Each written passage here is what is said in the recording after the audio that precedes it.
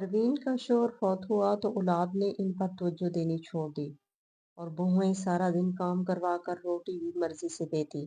तो एक दिन वो इमाम मस्जिद के पास गई और कहने लगी, कोई ज़कात देने वाला बंदा हो तो मुझे दिया करे। इमाम साहब ने इसके हालात देखकर परवीन से निकाह कर लिया। और जब ये बात सारे मोहल्ले में फैल गई तो बहुओं ने कहा कि अम्मा का मौलवी के साथ चक्कर था और इसी ने अब्बा को मरवा दिया। ये सुनकर बेटों ने परवीन और मौलवी को मार पीट कर मोहल्ले से निकालने लगे। परवीन की आंखें आंसुओं से भीग चुकी थी कि तभी एक जोरदार चीख। आज सुबह से शदीद ठंड पड़ रही थी। कोहरे ने चारों जानब अपना डेरा जमाया हुआ था। सूरज तो कई दिन हुए निकला ही नहीं था। पंजाब की इस शदीद धुंध वाली दोपहर में परवीन नलके के पास बैठी मुसलसल कपड़े धो रही थी। इसकी आंखों से आंसू बहने लगते तो वो कँपाते हाथों से दुपट्टा थाम कर अपने आंसू साफ कर लेती और जल्दी जल्दी कपड़े धोने लगती। दोनों बहुओं ने शोहरों, बच्चों और अपने हफ्ते भर के कपड़े धोने के लिए इसके हाथ में थमा दिए थे। शदीद ठंड की वजह से इसकी नाक और आंखों से मुसलसल पानी बह रहा था, मगर इनकार की जुर्रत कैसे करती। इसके शोहर को गुजरे हुए 2 महीने गुजर चुके थे और इन 2 महीनों में परवीन की हैसियत इस घर में किसी तिनके से भी मामूली हो चुकी थी। जिस वक्त वो कपड़े धोकर रात की तारीकी चारों जानब फैलने लगी, परवीन के घुटनों में शदीद दर्द हुआ। इसे अपने जिस्म में दर्द महसूस हो रहा था, शायद मुझे बुखार होने वाला है। परवीन ने सोचा और तार पर आखिरी जोड़ा फैलाकर अंदर चली आई, जहां गर्म कमरे में इसकी दोनों बहुएं मूंगफली खाते हुए एक दूसरे से बातें कर रही थी। कितनी देर लगा दी अम्मा जान आपने, चले आप जल्दी से खाना बना दें, गैस तो आ नहीं रही। यहाँ अंदर लकड़ियों वाला चूल्हा जलाया तो कमरों में धुआं भर जाएगा। आप बाहर सहन में लकड़ियां रखकर खाना बना लें। मोहसन और एहसन दोनों आने वाले होंगे, बड़ी बहू रजिया ने कहा तो परवीन इसे देख कर रह गई। बहू, मेरा जिस्म टूट रहा है, मुझे बुखार हो रहा है, मैं दवाई खाकर कुछ देर लेटना चाहती हूँ। परवीन ने कमजोर सी आवाज में कहा, मगर रजिया के माथे पे बल पड़ गए। अम्मा, सारा दिन तो पलंग तोड़ती रहती हो, शाम में जरा से कपड़े ही तो दिलवाए हैं आपसे। अब खाना नहीं पका तो अपने बेटों को जानती हो ना, आसमान सर पर उठा लेंगे। मैं लकड़ी वाला चूल्हा नहीं जला सकती, ऐसे में अगर जरा सी मदद कर देंगी तो आपका क्या जाएगा। रजिया ने बात का ढंगड़ बना लिया। परवीन बेचारी देखती रह गई। इसे पता था कि खाना बनाए बगैर गुजारा नहीं होगा। वो ठठराते हाथों से परवीन ने लकड़ी वाले चूल्हे में लकड़ियां डालकर आग लगाना शुरू कर दी। धुआं इसकी आंखों में जा रहा था, खांसते हुए लकड़ियां जलाने की कोशिश कर रही थी। जब दरवाजे से मोहसन अंदर दाखिल हुआ, परवीन को ठंड में चूल्हे के पास बैठे देखकर एक लम्हे के लिए इसके कदम रुके। परवीन ने भी उम्मीद भरी नजरें उठाकर इसे देखा, मगर मोहसन चंद लम्हे तक इसे बेतासर नजरों से देखने के बाद सीधा अंदर कमरे में चला गया। परवीन के लबों से एक ठंडी सांस निकली और इसकी आंखों से एक दफा फिर आंसू बहने लगे। वो जानती थी जो कुछ मोहसन और इसके दरमियान 1 साल पहले हुआ था, इसके बाद मोहसन इस पर होने वाली जुल्म और ज्यादती के खिलाफ कभी नहीं बोलेगा। मगर फिर भी परवीन को हल्की सी उम्मीद थी कि शायद मोहसन जाकर अपनी बीवी से कहे कि खाना वो बना ले। थोड़ी देर बाद रजिया कमरे से निकली। अम्मा, अभी तक खाना नहीं पका। मोहसन ने आते ही शोर मचा दिया, कह रहे हैं कि अम्मा से बोलो जरा जल्दी हाथ चला लिया करें, सारा दिन फारग बैठ बैठ कर थकती नहीं है क्या। रजिया ने मोहसन की बात बाहर आकर दोहराई तो परवीन का दिल सदमे से चूर चूर हो गया। मगर 1 साल पहले वाला मंजर इसकी आंखों के आगे लहराया तो वो खामोश हो गई और जल्दी जल्दी हांडी में चम्मच चलाने लगी। रज़िया दोबारा कमरे के अंदर जा चुकी थी। बुखार में फंकते हुए जिस्म के साथ परवीन ने जैसे तैसे करके रोटी और सालन तैयार किया तो दोनों बहुएं कमरे से निकल आईं। अपने अपने हिस्से का खाना डालकर वो दोनों ही कमरों में चली गई। परवीन नमाज पढ़ने के लिए उठ चुकी थी। बड़ी मुश्किल से जिस वक्त वो मुश्किल फर्ज नमाज अदा करके चूल्हे के पास आई, सालन की पतीली का ढक्कन हटाकर देखा हुआ तो बिल्ली अंदर मुंह मार रही थी। परवीन के लबों से बेख्तियार आवाज निकली। बड़ी मुश्किल से हिम्मत करके वो बाहर आई। सख्त भूख लगी थी, लेकिन बिल्ली ने सारा सालन खराब कर दिया। अब क्या करूं, अब तो खाने के लिए कुछ नहीं बचा। परवीन ने बेबसी से आगे बढ़कर पतीले का जायजा लिया। सालन तो मौजूद था, मगर बिल्ली ने इसे खा लिया। परवीन का दिल न माना कि सालन को हाथ लगाए। खामोशी से इसने पतीला वापस रख दिया। रोटियों वाले कपड़े में से एक ठंडी सी रोटी पड़ी हुई थी। परवीन खामोशी से वो रोटी लेकर अंदर कमरे में आ गई। दोनों बेटे अपनी अपनी बीवियों में मगन थे। बूढ़ी माँ को पूछने का किसी को ख्याल न आया। पानी के साथ सख्त रोटी निकलते हुए परवीन की आंखों से आंसू बहते थे। इसके शोहर की जिंदगी में हालात ऐसे तो ना थे, कम से ही, मगर दोनों बेटे इसका ख्याल रखा करते थे। हाँ, लेकिन 1 साल पहले वाले वाकया होने के बाद मोहसन ने तो इनसे बाप की जिंदगी में ही बातचीत खत्म कर दी और अब तो बाप को मरे हुए भी 2 महीने हो चुके थे। बहुओं और बेटों ने सही मायनों में इनसे हाथ उठा लिया। कुछ ही देर में इन्हें शदीद बुखार हो चुका था। इनका जिस्म दर्द से पूरी तरह टूट रहा था।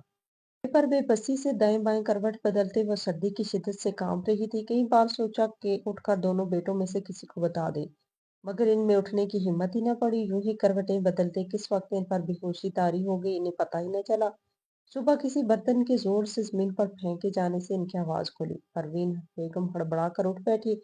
सारी रात बुखार में तपते रहने की वजह से इनका सर शदीद दर्द कर रहा था।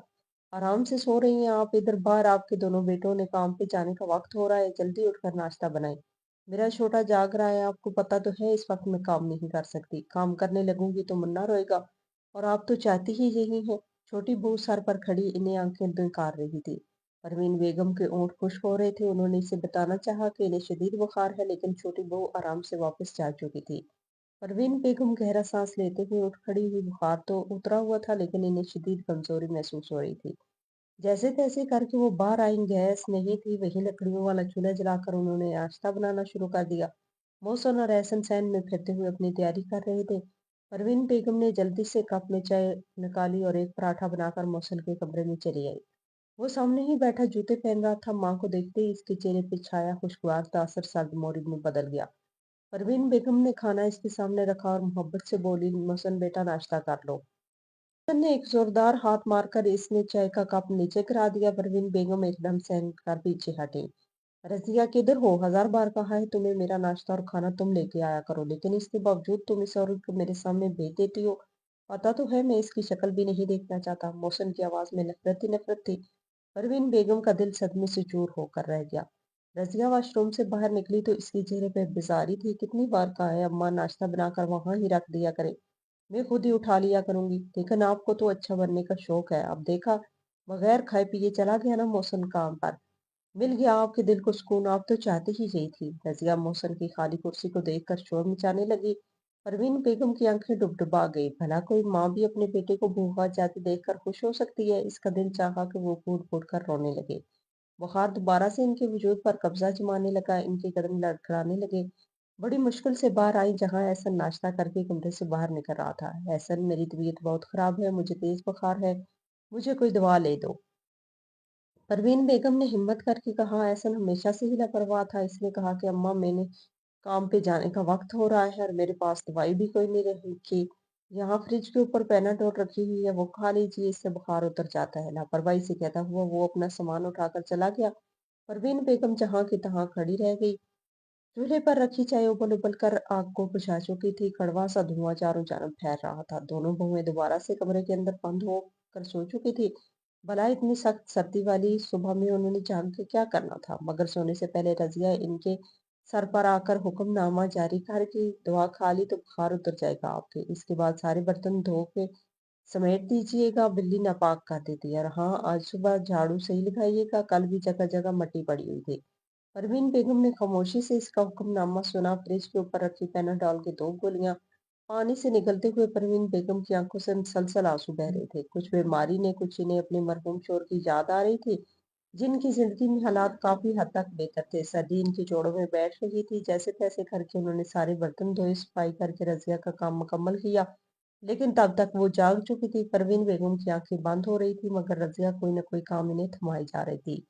कोने में बंधी हुई इकलौती गाय का दूध धोने से लेकर घर में खाना बनाने तक तमाम काम परवीन बेगम से करवाए जाते थे। वो बूढ़ी जान काम करते करते हाँफने लगी तो जहाँ लेटती थी वहीं सो जाती। दोनों बेटे आते तब बहुएं सर पर हाथ मार कर कहती, अम्मा जान को तो सारा दिन मुंह खोल के सोने के अलावा और काम ही कोई नहीं। ना कोई नमाज पढ़ती है, ना अल्लाह अल्लाह करती हैं। इनकी उम्र की ख्वातीन तो रात को तहज्जुद भी पढ़ती हैं, लेकिन एक हमारी सास है जिन्हें सिर्फ इबादतें करने का शौक है। बेटे सुनते तो नाक चढ़ाने लग जाते। वाकई हकीकत थी, उन्होंने कभी माँ को नमाज पढ़ते ही ना देखा। अब इनकी अकल में इतनी बात तो आती नहीं थी कि माँ तो सारा दिन कामकाज में मसरूफ रहती है, और वैसे भी इस उम्र में औरत में इतनी ताकत कहाँ थी कि वो 5 वक्त की नमाजों के साथ पूरे घर के कामकाज भी कर सके। नवीन बेगम ये सारी बातें सुनती रहती थी, मगर स्वयं दुखी होने के वो कुछ ना कर सकती थी। जैसे तैसे करके दिन तो वो काट ही लेती थी, लेकिन इनकी अना पर सबसे बड़ी ज़ार इस वक्त लगती जब इन्हीं से खाना पकवा कर इन्हें सबसे आखिर में खाना दिया जाता। आलू गोश्त पकता तो सारी बोटियां निकाल कर आखिर में बचे हुए चंद आलू और थोड़ा सा शोरबा इनकी प्लेट में डालकर रजिया इनके हाथ में थमा देती। कभी बच्चों की बचाई आधी रोटी इनके हाथ पे रख दी और ऊपर अचार का टुकड़ा रख दिया। अम्मा सालन खत्म हो गया है, बस आज इसी से गुजारा कर ले। परवीन खामोश रह जाती, इतना भी ना कह सकती थी कि कुछ ही देर पहले तो उन्होंने पतीला भरकर गोश्त का सालन पकाया था। आखिर वो सारा कहाँ गया? इतना तो जानती थी कि रजिया खामोशी से वो सारा सालन डोंगे में लौट कर अपने कमरे में ले जाया करती थी। इस रोज भी ऐसा ही कुछ हुआ। परवीन बेगम पूरे घर के कपड़े धोकर हटी तो रजिया बाहर से गोश्त का शापर पकड़े आ गई। अम्मा, बड़ा गोश्त लाई हूँ, जल्दी से इसकी बिरयानी बना दे। मौसा ने जाते वक्त फरमाइश की थी, मेरी तबीयत का तो आपको पता है ना। गोश्त देखकर मुझे मतली होने लग जाती है, वरना मैं खुद ही बना लेती।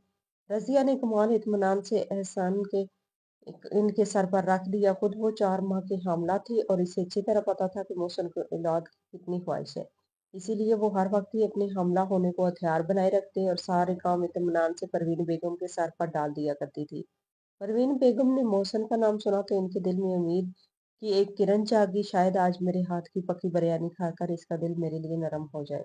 मैं खुद इसे बताऊंगी कि मैंने कितनी मोहब्बत से इसके लिए खाना बनाया है। परवीन बेगम ने जल्दी से शॉपर पकड़ा। शदीद थकावट के बावजूद उन्होंने बहुत दिल लगाकर बिरयानी तैयार की। इन्हें भूख भी महसूस हो रही थी। सुबह भी नाश्ते में इन्हें सिर्फ कहवे के साथ रजिया ने 2 पापड़ी ही दिए थे।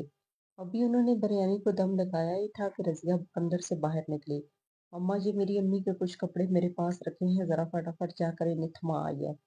अभी तो बिरयानी का दम खुलने में वक्त है ना, रजिया ने आराम से कहा तो परवीन बेगम इसे देखकर रह गई।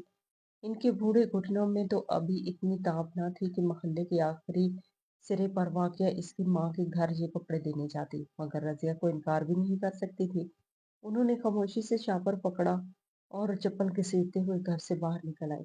इनकी कमर थकावट के मारे झुकी जा रही थी। रज़िया की माँ भी बिल्कुल इसी की तरह बेदीद और बदलिहाज थी। उन्होंने परवीन बेगम को चाय पानी तो दूर बैठने तक का न कहा। परवीन बेगम को शदीद भूख लग रही थी। रज़िया की माँ जुस्माने भर की बातें इनसे करना शुरू हुई तो फिर चुप ही ना हुई। थक हार कर परवीन बेगम उठ गई। बहन, मुझे इजाजत दो, मेरा मौसम आने वाला होगा, मैंने इसे जाकर खाना भी देना है। परवीन बेगम ने कहा तो रज़िया की माँ बुरे बुरे मुंह बनाने लगी। हाँ, जाओ जाओ भाई, मैंने कौन सा तुम्हें यहाँ बांध के रख रही हूँ। हमें भी पता है कि जितना मौसम तुमसे बात करता है वो तो तुम्हारी शक्ल भी देखना नहीं चाहता। इसकी ऊंची ऊंची बड़बड़ाहटें परवीन बेगम ने साफ सुन ली थी। इन्हें सदमा सा हुआ। मौसम इनसे नफरत करता है, ये बात इनके दिल में किसी ताजियाने की तरह लगी थी, मगर दिल कड़ा करके वो बाहर निकल आई। जल्दी जल्दी कदम उठाते हुए जब वो अपने घर पहुंची, सब पहर ढक चुकी थी। भूख के मारे इनकी आंतें कुल्हो बल्ला पड़ रही थी।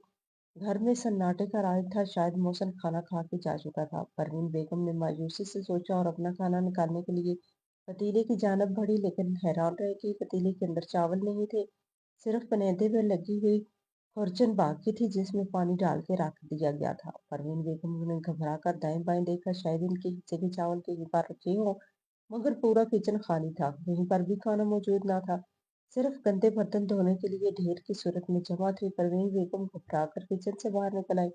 सामने ही रजिया खड़ी थी। बेटा, क्या मेरे लिए खाना नहीं बचा? मुझे बहुत भूख लग रही है, परवीन बेगम ने शर्मिंदा होते हुए कहा तो रजिया पहले तो चौंकी।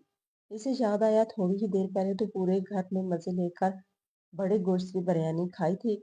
इनके तो वहमो गुमान में भी न था कि परवीन के लिए भी खाना बचा के रखना है। वैसे भी वो सास को इतनी अहमियत देती कब थी, इनके लिए कुछ करती, लेकिन ये सब कुछ वो मोहसिन के सामने तो तस्लीम नहीं कर सकती थी। यकदम इसके माथे पे बाल पड़ गए। अम्मा चूल्हे के पास तो आप ही बैठी थी। मुझे लगा आपने खाना खा लिया होगा, कितनी लालची हैं आप। खाया होगा आपने, बस जब देखा कि आज बड़े गोश्त की बिरयानी बनी है तो सोचा 2 दफा खा लेती हूँ। हालांकि आपको पता है ना, बड़ी मुश्किल से घर में खाना पूरा आता है, फिर भी आप हमें जलील करने का कोई मौका हाथ से जाने नहीं देती। आपको पता भी है मेरी हालत ऐसी है, मुझे जरा जरा सी बात पर टेंशन हो जाती है और आप जानबूझकर मुझे परेशान करती हैं ताकि मेरा नुकसान हो जाए और आप इस दफा भी अपने मकसद में कामयाब हो जाए। रज़िया ने उल्टा बात घुमाकर इन्हीं पर डाल दी थी। परवीन बेगम हक्का बक्का खड़ी रह गई। इन्हें नहीं बेटा, मेरा ऐसा तो मतलब नहीं था, मैंने तो बस खाने का पूछा, उन्होंने कहा। तभी अंदर से मोहसिन निकल आया। क्यों शोर मचा रखा है? इसने रज़िया से पूछा। रज़िया गड़बड़ा सी गई। तुम्हारी अम्मा दूसरी मर्तबा खाने के लिए चावल मांग रही हैं, मगर वो खत्म हो चुके हैं। मैंने इन्हें बताया तो ये मुझ पर गुस्सा करने लग गई। रज़िया ने अपनी आवाज में आंसुओं का रंग शामिल कर लिया। परवीन बेगम को एक जोरदार झटका लगा, जबकि मोहसिन के चेहरे पर गुस्सा नमूदार हो गया था। اس سے پہلے بھی میرا بہت نقصان ہو چکا ہے، لیکن اس بار اگر میرا کوئی نقصان ہوا تو مجھ سے برا کوئی نہیں ہوگا۔ اماں آپ کو تو لڑنے اور فساد کرنے کا بہانہ چاہیے بس۔ نفرت سے کہتا ہوا وہ گھر سے نکلتا چلا گیا۔ رضیہ بھی اماں کی جانب دیکھتے ہوئے فاتحانہ مسکراہٹ لیے اندر بڑھ گئی، جبکہ پروین بیگم کا تو یہ حال تھا کہ کاٹو تو بدن میں لو نہیں۔ ان کی بھوک تو کب کی مر گئی تھی، آنکھوں سے بہتے آنسوؤں کے ساتھ وہ کمرے میں آ کر بیٹھ گئی، مگر تھوڑی ہی دیر کے بعد انہیں پھر بھوک لگنا شروع ہو گئی۔ وہ کبھی دائیں کروٹ بدلتی اور کبھی بائیں۔ ایسا تو پہلی دفعہ نہ ہوا تھا، اکثر ہی بہویں انہیں کھانا دینا بھول جاتی تھی۔ دن بدن وہ سوکھ کر کانٹا ہوتی جا رہی تھی، نہ چاہتے ہوئے بھی انہوں نے اس روز ایک فیصلہ کر لیا۔ عصر کی اذانی ہوئی تو وہ چادر اوڑھ کر قریبی مسجد میں چلی گئیں۔ وہ مزید اپنے بیٹوں پر بوجھ نہیں بننا چاہتی تھی۔ امام مسجد عصر کی نماز پڑھا کر ابھی ابھی فارغ ہوئے تھے۔ لوگ مسجد سے رخصت ہو رہے تھے جب پروین بیگم خاموشی سے ان کے سامنے جا کر بیٹھ گئی۔ کیا بات ہے پروین بیگم، اتنی پریشان کیوں ہو؟ امام صاحب نے پوچھا۔ وہ انہیں ان کے مرحوم شوہر کی نسبت سے جانتے تھے۔ پروین کی آنکھوں میں آنسو آنے لگے، انہوں نے لگی پٹی رکھے بغیر صاف کہا، امام صاحب میں چاہتی ہوں کہ آپ مسجد کی زکوٰۃ فنڈ سے کچھ پیسے دے دیا کریں تاکہ میں اپنے لیے کھانے کا بندوبست کر سکوں۔ میرے دونوں بچے مشکل سے کماتے ہیں، میں اپنی روٹی کا بوجھ ان پر نہیں ڈالنا چاہتی۔ بات مکمل کرتے ہی پروین بیگم کی آواز آنسوؤں سے بھیگ گئی تھی۔ ان کی آنکھوں سے جو بہنا شروع ہوئے تو امام صاحب بے چارگی سے انہیں دیکھتے ہی رہ گئے۔ انہیں بغیر کہے سنے ہی اندازہ ہو گیا تھا کہ ان کے گھر میں کیا صورتحال چل رہی ہے۔ وہ چند لمحے تک تو خاموش بیٹھے رہے، مگر پھر شاید اللہ نے ان کے دل میں کوئی نیکی ڈال دی۔ اگر آپ چاہیں تو آپ مجھ سے نکاح کر لیں، میں آپ کے تمام خرچ کا ذمہ خود پر لے لوں گا، اور ویسے بھی اسلام نے بیوہ کے نکاح کو برا تو نہیں کہا۔ آپ کے دونوں بیٹے بالغ ہیں اور اپنے گھر بار والے ہیں، انہیں بھلا کیا اعتراض ہوگا؟ امام صاحب نے کہا۔ پروین بیگم کو ایک زوردار جھٹکا لگا۔ امام صاحب کی بات سن کر ان کا دل تو جیسے دھڑکنا ہی بھول گیا تھا۔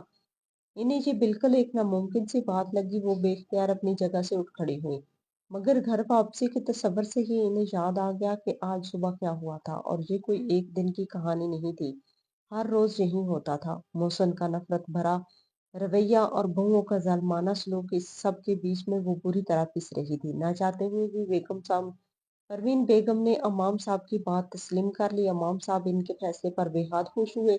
ان کے چند دوست مسجد میں ہی بیٹھے تھے، انہوں نے دیر کرنا مناسب نہ سمجھا۔ پروین بیگم کا دل بھی جیسے پتھر کا ہو گیا۔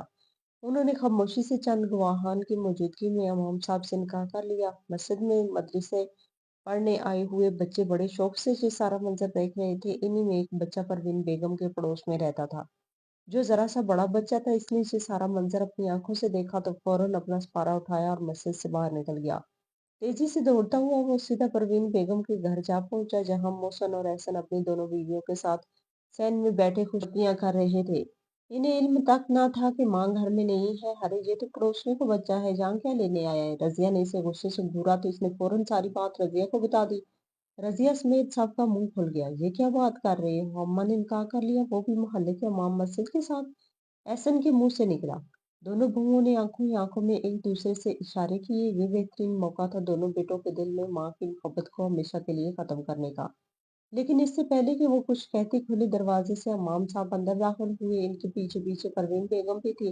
ان کے قدم لرز رہے تھے، مگر امام صاحب انہیں حوصلہ دے کر لائے تھے کہ وہ خود ان کے بیٹوں سے بات کر لیں گے۔ ارے دیکھا، میں تو پہلے ہی کہتی تھی کہ یہ ہماری ساس کا کہیں نہ کہیں آنکھ مٹکا ضرور ہے۔ ابھی ابا کو مرے ہوئے 2 مہینے نہیں ہوئے کہ انہی کے دوست کے ساتھ شادی کر لی۔ ارے یہ تو کوئی اور ہی کہانی لگ رہی ہے۔ یہ امام مسجد صاحب تو ابا کے قریبی دوست تھے۔ مجھے تو لگتا ہے کہ اماں نے اور انہوں نے ملی وقت سے ہی ابا کو مروا دیا ہوگا۔ یاد نہیں مرتے وقت ان کے ہونٹ کتنے نیلے ہو رہے تھے؟ شاید اماں نے انہیں زہر دیا ہوگا، رضیہ نے اونچی آواز میں کہا تو سبھی سن کر رہ گئے۔